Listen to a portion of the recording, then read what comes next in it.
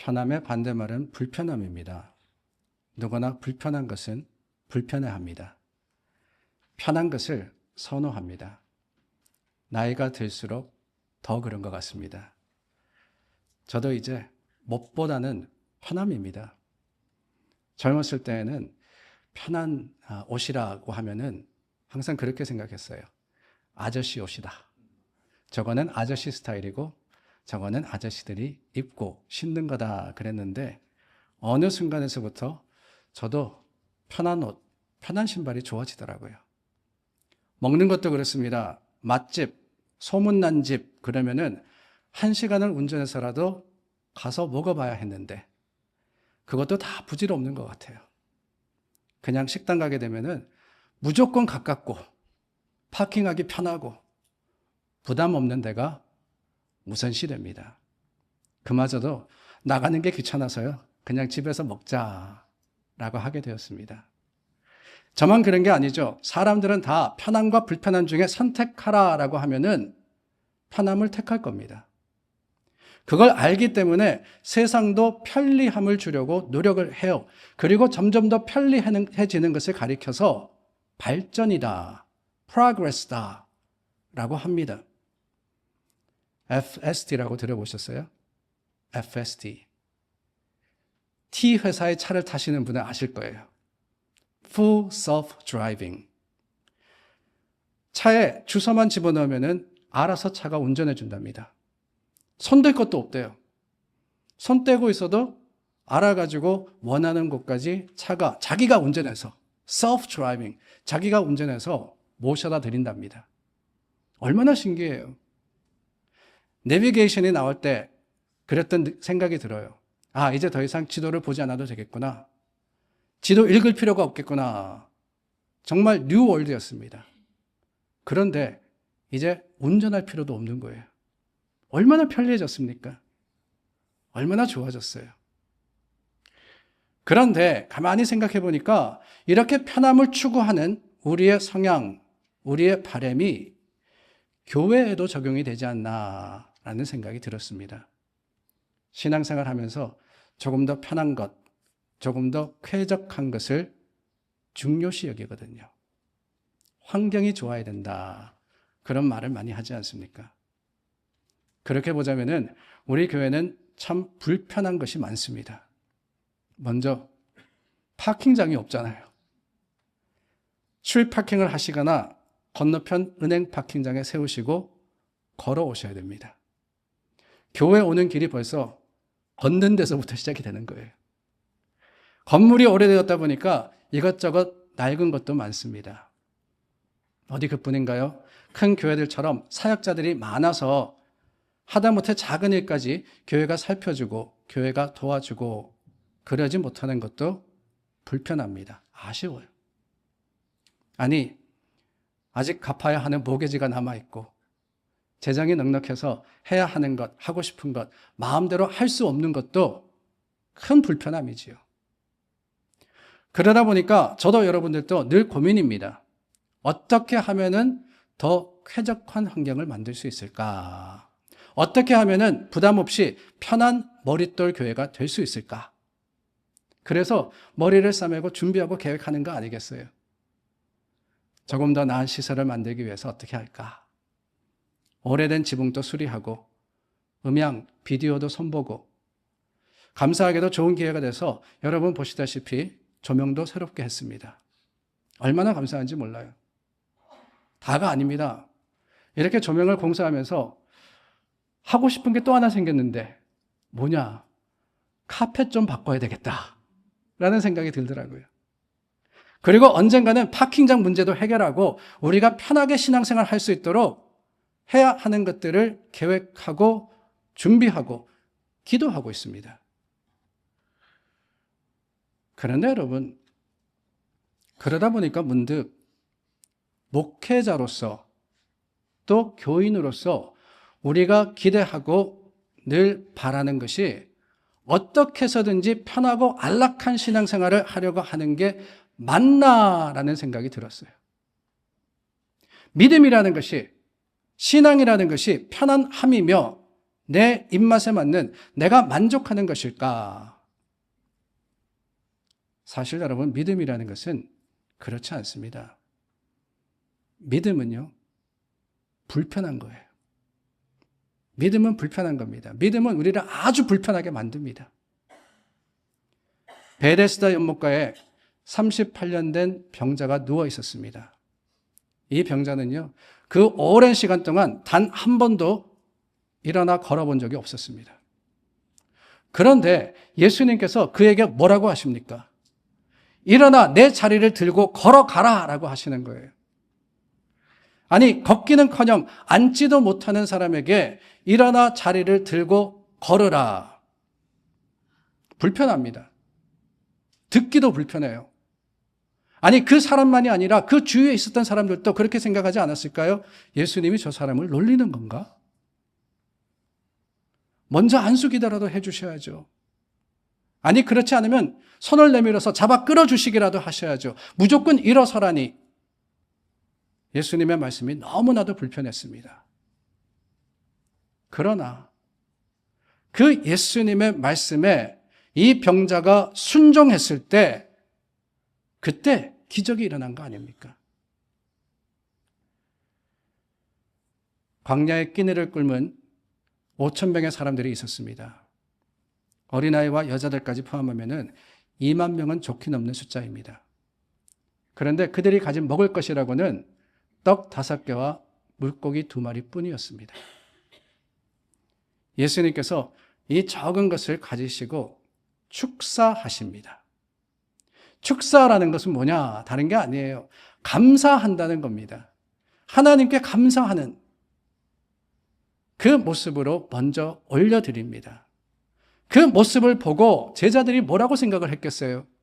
아니, 예수님, 저기 2만 명이 있습니다. 2만 명이. 그런데 물고기 2마리와 5개를 감사하다니 그 모습이 불편합니다. 라고 하지 않았겠어요? 기도하시더니 그것을 사람들에게 나누어 주라고 하십니다. 아니, 그거는 더 민망하죠. 누구 입에 붙입니까? 누구 먼저 줘야 되고 어디 먼저 줘야 되겠어요? 그 말씀을 들은 제자들 머뭇머뭇 할 수밖에 없는 상황입니다. 그러나 그들이 예수님의 말씀대로 행했을 때 어떤 일이 벌어집니까? 모든 사람들이 배부르게 먹고 12바구니나 남는 하나님의 은혜가 임하지 않았습니까?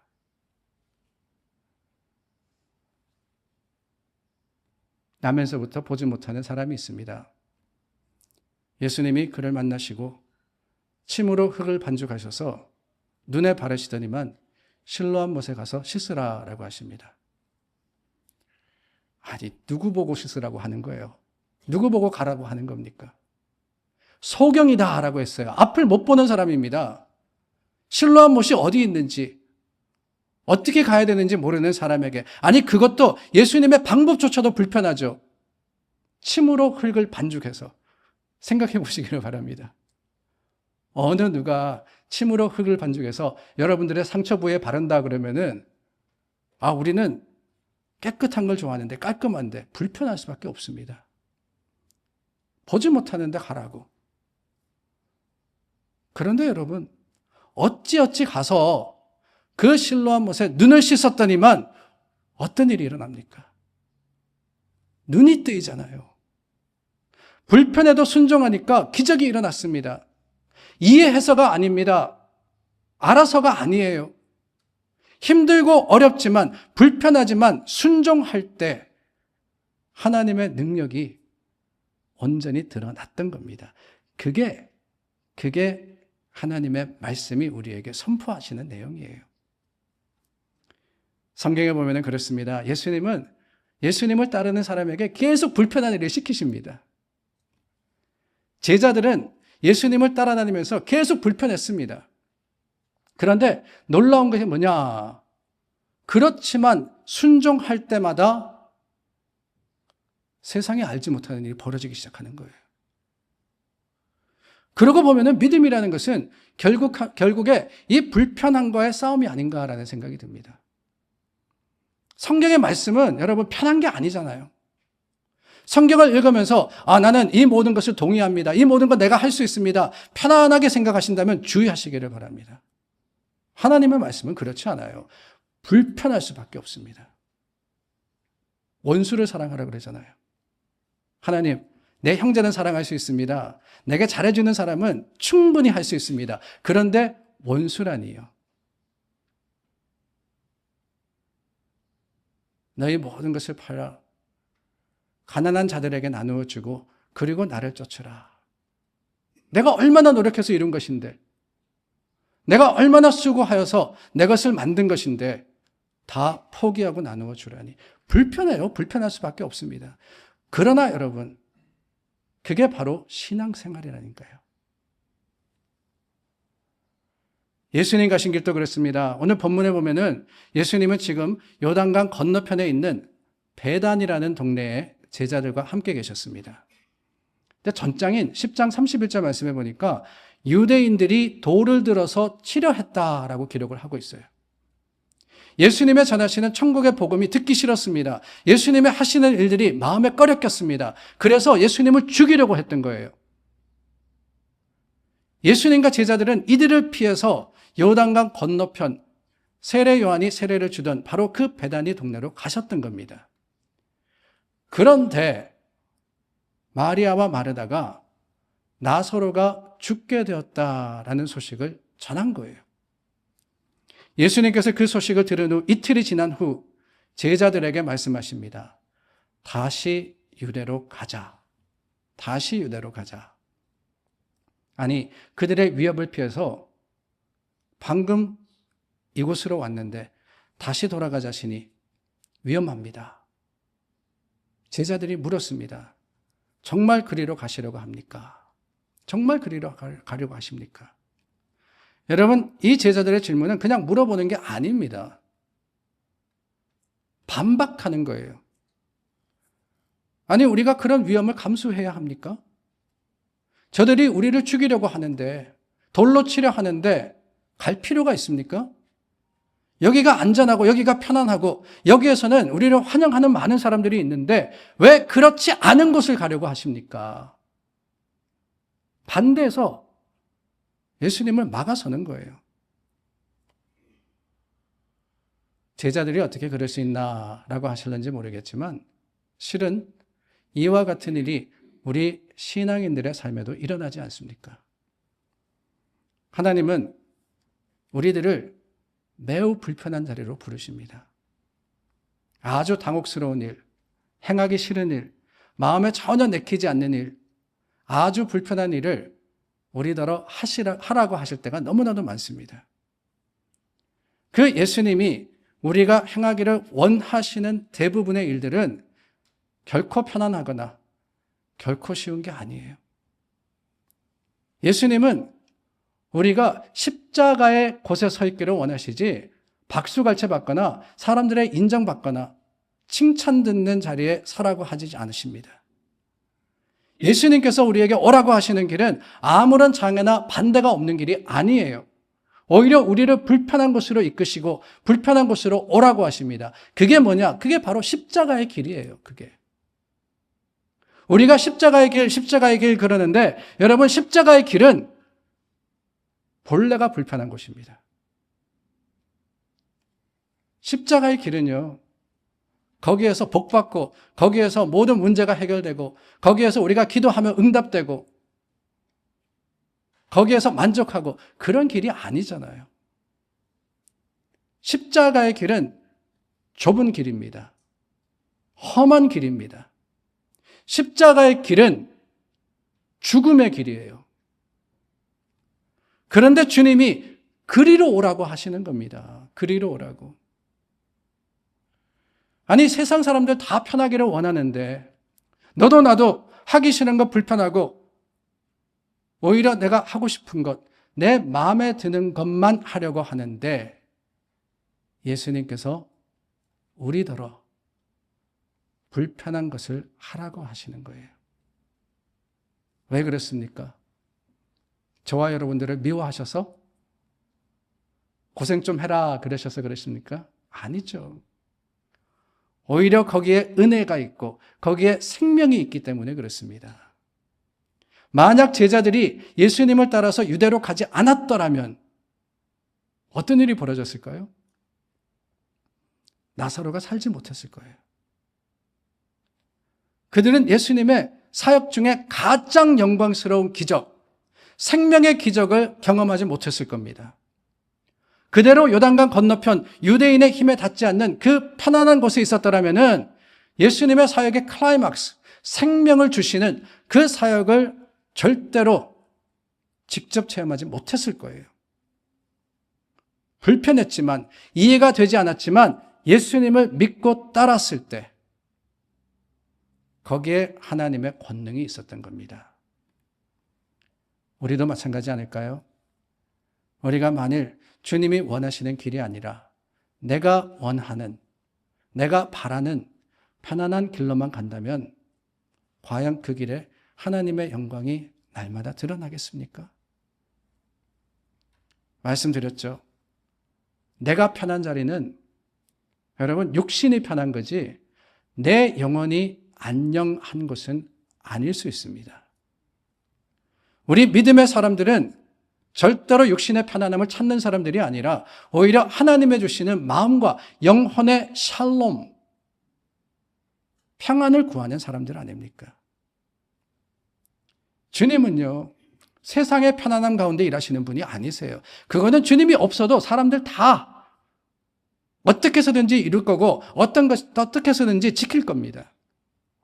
우리가 주님을 만나기를 원하고 은혜 받기를 바란다면은 주님이 원하시는 곳에 가야 되지 않겠어요? 주님이 오라고 하시는, 주님이 가라고 하시는 바로 그곳에 우리가 믿음으로 나아갈 때 하나님은 거기서 은혜를 베푸실 겁니다. 그러고 보면은 불편함이 은혜가 아닐까요? 불편함이 생명이며 그게 믿음의 승리가 아니겠습니까? 그렇기 때문에 사실 여기에 갈등이 있습니다. 세상은 편리를 추구하고 교회는 불편함을 향해서 가야 하고 그러다 보니까 세상은 우리에게 늘 도전이 됩니다. 출애굽기 7장 이하에 보면은 애굽 땅에 내린 10가지의 재앙의 이야기가 나옵니다. 하나님이 모세를 애굽에 보내시면서 Let my people go, 내 백성을 보내라. 그들이 광야에서 나를 섬길 것이라고 바로에게 선포하라고 하십니다. 그런데 바로가 그 말을 들었습니까? 아니죠. 그때 애굽 땅에 10가지의 재앙이 내리는데 그 재앙을 당한 바로가 타협을 시도합니다. 그래, 가라. 재앙이 계속해서 임하니까 가도 돼. 그런데 뭘 광야까지 가냐? 뭘 힘들게 거기까지 가냐? 이 땅에서, 애굽 땅에서 너희가 이미 정착하고 편안해하는 이곳에서 하나님께 예배하면 되지 않겠냐? 그렇게 이야기를 합니다. 너희가 지내는 것에도 충분하게 예배 드릴 수 있지 않냐? 뭘 거기까지 가냐? 모세가 그 말을 듣고는 거절하죠. 하나님께서 가라 그러셨다고. 그리고 계속해서 재앙이 내리자 바로가 또 타협안을 제시합니다. 10장 말씀해 보니까 그러면 너희가 광야로 가기는 가되 힘들고 어려운데 뭘 온 식구가 가냐? 장정만 가서 예배하라 라고 했습니다. 광야가 얼마나 거친 것입니까? 얼마나 힘든 것이에요. 그러니까 건장한 성인 남자만 가서 대표로 제사 드리면 되지 않느냐. 당연히 모세가 거절했을 때 또 다른 제안을 하죠. 그러면은 너희 가족은 다 가도 되는데 양과 소는 두고 가라. 양과 소는 두고 가라. 여러분 이 정도면은 타협할 만하지 않습니까? 가족들을 다 가라 그러잖아요. 보내주겠다잖아요. 그러면은 뭐 그런 재산들, 내가 가진 소유들 여기 두고 가도 하나님이 채우실 거니까 그 정도면 되지 않습니까? 그런데 여러분, 양과 소가 뭡니까? 이스라엘에게 양과 소는 소유가 아니라 제물입니다. 제물. 하나님께 드릴 제사에 사용될 짐승이라는 거예요. 이스라엘의 출애굽은 그냥 도망하는 것도 아니고 애굽보다 더 기름지고 더 편안한 땅을 찾아 옮기는 게 그 근본적인 목적이 아닙니다. 우리가 가나안이 젖과 꿀이 흐르는 땅이라 그러니까 애굽에서 가나안으로 가면은 더 편안해지고 더 풍성해지고 더 잘 살겠지. 하나님이 그거를 목적을 하고 이스라엘에게 복을 주시기 위해서 나가라라고 하신 것이 아니라는 거예요. 하나님이 왜 이스라엘을 애굽에서 부르셨느냐? 왜 그들을 광야로 인도하셨고 가나안 또요 그냥 들어가서 차지할 땅이 아닙니다. 가서 싸워서 이겨서 빼앗아야 하는 땅이었어요. 왜 그 일을 하라고 하셨느냐? 다름이 아닙니다. 바르게 예배하라는 거예요. 하나님을 온전히 예배할 수 있도록. 그런데 하나님께 제사 드리러 가는데 제물은 두고 가라니.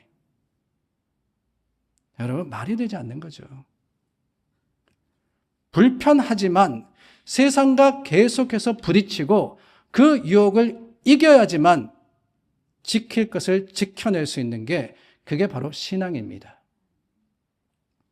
참 사람이 간사한 게요. 조금만 편안해지면 금방 게을러집니다. 우리 경험해 보지 않았습니까? 코비드 때 예배로 모이지 못해서 한동안 방송으로만 예배 드린 적이 있습니다. 첫 주는요, 정말 이상했어요. 집에서 예배 드린다는 게 어색할 뿐더러 답답했습니다. 만나지 못하고 함께 소리 높여서 찬양하지 못하며 교회로 모이지 못하는 게 너무나도 불편할 뿐만이 아니라 마음이 아팠어요. 평생 이런 일이 없었으니까. 그런데 여러분, 2주, 3주, 한 달 지나니 어때요? 집에서 소파에 편안하게 앉아서 TV로, 전화기로 드리는 예배가 얼마나 편한지요. 얼마나 편한지.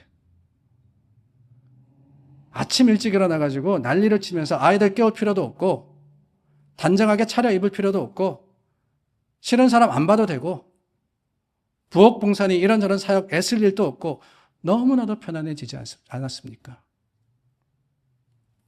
여러분들만 아니라 목사도 그래요. 저도 아무도 없이 혼자 설교하려니까 얼마나 어색한지, 얼마나 마음이 답답한지. 그런데요, 몇 주 지나니까 그것도 되게 편하더라고요. 설교하면서 여러분들 표정 안 봐도 되고, 저분이 제대로 듣고 계시나 아니시나, 무슨 생각을 하고 계시나, 그런 생각, 그런 염려할 필요가 없으니까 편해지는 거예요. 편해지는 겁니다. 그런데 여러분, 그게 온전한 신앙의 경험일까? 물론 사정과 형편 가운데 방송이든 어떤 방법이든 하나님을 예배하고 말씀을 나누는 것, 저는 나름대로의 장점과 유익이 있다고 믿는 사람입니다. 예배 장소에 나올 수 없는 형편이라면 어디서든지 예배를 드리는 게 더 좋다고 생각하는 사람이에요. 그러나 그것만으로는 부족하고 그게 편안함이 되어서는 안 됩니다.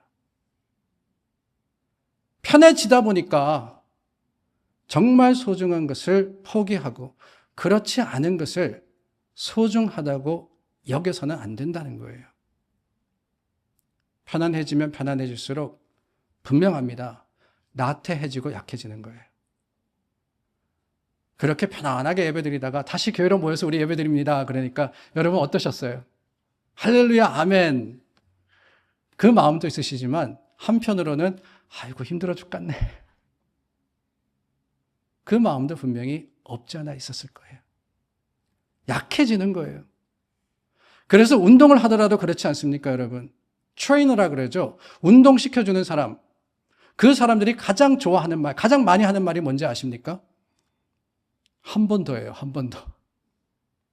한 번 더. 운동장 한 바퀴 뛰라 그래 놓고는 다 뛰고 나니까 한 바퀴 더. 아니, 또 한 바퀴 돌고 이제 지쳐가지고 도저히 못할 것 같은데 한 바퀴만 더 그러는 거예요. 왜 그렇습니까, 여러분? 운동을 하더라도 그냥 내 편안한 대로 하면은 전혀 유익이 되지 못하기 때문에 그래요. 설렁설렁 내가 할 수 있는 대로 뛰는 거 힘드니까 나는 걸을래. 걷는 거 힘드니까 나는 내 캐퍼시티, 내 힘에 맞춰가지고 그냥 소파에 앉아가 발만 움직일게. 그러면은 운동이 되지 않는 거 아니에요. 한계를 뛰어넘는 push the limit. 힘들지만, 불편하지만 조금 더 수고하고 노력할 때 거기에 힘이 생기는 것이고 거기에 능력이 베풀어지는 겁니다. 그러므로 여러분, 불편함을 불편해하지 마세요. 오히려 편안함이 불편해야 됩니다. 신앙생활 하면서 내가 어느 순간 편하다? 주의하세요. 어쩌면은 하나님이 원하시고 하나님이 찾으시는 바른 신앙의 모습이 아니기 때문에 그럴 수 있습니다. 오히려 불편하더라도 옳은 길, 더 좋은 길을 택하는 것. 그게 하나님이 우리에게 주시는 지혜가 아닐까요? 하나님께서 출애굽한 이스라엘을 편한 해변길로 인도하지 않으셨습니다. 애굽에서 나오자마자 어디로 가라 그러시느냐? 저 광야라고 해서 시내 산을 향하라고 하시는 거예요. 그들을 당장 가나안으로 이끌지 않으셨습니다. 40년 동안 광야 생활을 하라고 하십니다. 왜요? 불편하고 어려웠지만 그게 바로 이스라엘이 하나님의 백성다와 지는 연단의 길이었고 그게 바로 생명의 길이었기 때문이에요. 오늘 본문의 예수님도 불편한 유대로 다시 가자라고 하십니다. 다시 가자 그랬어요. 이 다시라는 말은 한번 힘을 내보자는 의미입니다. 예수님의 다시 가자라는 말씀에는 이전보다 더 큰 역사가 우리를 기다리고 있으니까 조금만 더 노력하자는 말입니다. 다시 가자라는 말씀은 하나님의 뜻이 이루어질 때까지 우리가 계속해서 수고하고 애써야 한다는 거예요. 주님의 뜻이 이루어질 그곳, 하나님의 부르시는 그곳을 향해서 내 편안한 자리를 벗어나 주님의 뜻한 곳을 향할 때 바로 거기에 하나님의 은혜가 있고 주님의 주시는 약속의 완성이 있습니다. 사랑하는 여러분, 편안하려고만 하지 마십시오. 아니 혹시라도 신앙생활이 익숙하고 편안해지면 경계하시기를 바랍니다. 육신의 편안함이 영적인 평안이 아닙니다. 우리는 편함을 찾는 사람이 아니라 평안을 찾는 사람이잖아요. 신앙의 힘과 능력은 불편한 연단에 있기 때문에 그러므로 여러분 기도하시더라도 하나님 내게 어려운 문제가 없도록 해주세요.